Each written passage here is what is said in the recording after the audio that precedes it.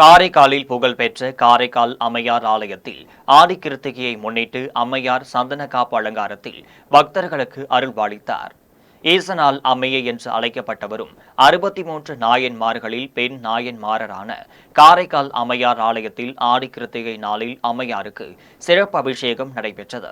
தொடர்ந்து அம்மையார் சந்தன காப்பில் சிவபெருமானை பூஜிக்கும் அலங்காரத்தில் பக்தர்களுக்கு அருள்பாலித்தார். அதன் பின்னர் மகா தீபாராதனை நடைபெற்றது.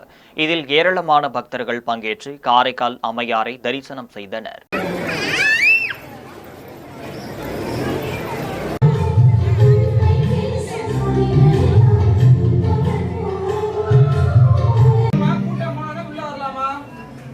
சாமி பார்க்க முடியாது, ஒன்றும் பார்க்க முடியாது. அவங்க போகட்டும் ஃபர்ஸ்ட் வெளியில.